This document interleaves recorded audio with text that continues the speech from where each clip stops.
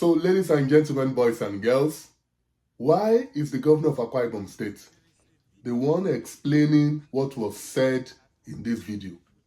Why is he the one trying to justify what was said by his adult child? Why is he the one rationalizing the very weighty issues raised in this video by his own biological daughter? Why isn't she the one speaking to what she herself said in this video? Why is she all of a sudden quiet and her father doing all the talking? And why did the governor's media team stage manage this interview? I have answers to all those questions, but for those of you who may not have seen this video, watch. Hi, my name is Jane Ididion Ufot, SSA to the governor on health, safety and environment. Daddy, I'll send this particular post to only you.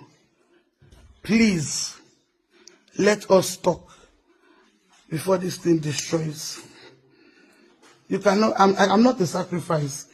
Mommy was, I'm not. Mommy was, I am not. If I give you few minutes, don't work. I've posted this to everywhere.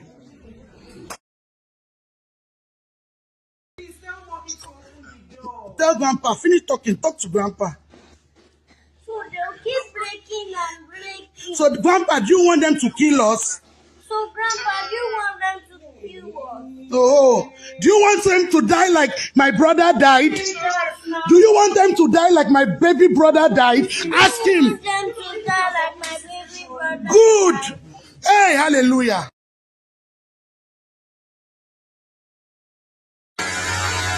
If I die today or my daughter dies, Akemini.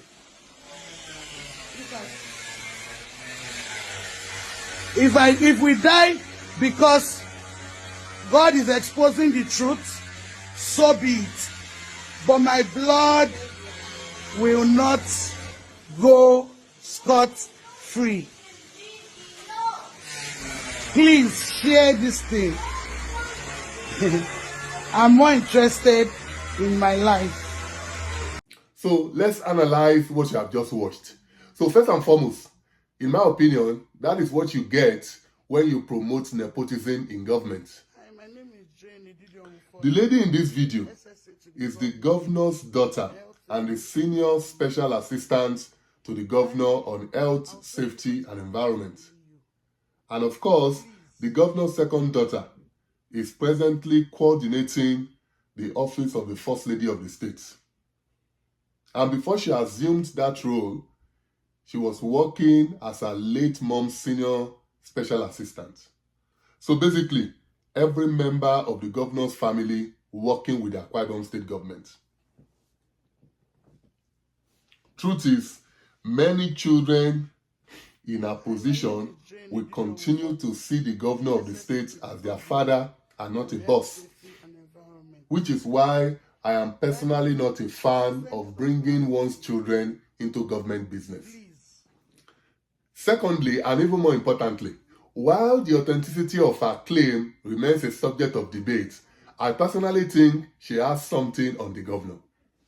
Whatever that is, only she and the governor knows, but it does look like she's going to continue to use it as a bargaining chip. And why on earth will she drag her daughter into this? To what end, really? How do you involve a child that is barely able to talk, let alone comprehend this complex situation? I mean, doesn't that already paint the picture of the kind of mother that she is? Now, even though I don't have all the facts of this case, I just don't think there can be any justifiable reason for dragging this poor innocent child into this very messy affair. And regarding the suggestion that her mom and her baby brother died mysteriously, I'm going to refrain from making judgments on those for obvious reasons. Because I believe one way or the other, the chicken will eventually come home to roost. Now, this is where you will need to pay attention. This video was made public towards the end of last week. I believe on Thursday or so. But this is how the governor chose to respond to it on Saturday night. There is a video making rounds within the social media platforms with allusions to your esteemed family. Your Excellency, what's your reaction? We are in political times, and so you expect more of that. My family is intact. You can see everyone. And the event we're talking about happened immediately my wife passed last year. So why is it surfacing now? And why is it on the eve of a second-year anniversary that we're celebrating the milestone that we have achieved? This teaches me that there are detractors around. Now, as someone who worked in the media in Nigeria for several years, I guarantee you that this interview was staged. And by that I mean the governor's media team most likely had previously met with this pool of reporters and gave them the exact questions to be asked. And I can almost also guarantee you that it was already agreed between the governor's media team and this pool of journalists covering the governor that the governor's daughter must not be interviewed. If not, why didn't they interview their star witness who was just right in front of them? Why? Make that make sense to me. Because in true journalistic fashion, the same journalist who had the balls to ask the governor that kind of question should have been able to muster the same courage to ask the governor's daughter at least a couple of questions. Truth is, the governor felt he needed to quickly clear the air on this so that it doesn't becloud his planned defection to APC this week. Now, blaming this mess on political detractors looks like the easy thing to do. And I'm not saying in any way that that's not the case. Right now, it looks like her demands have been temporarily met, and that is why she might be holding fire for the time being.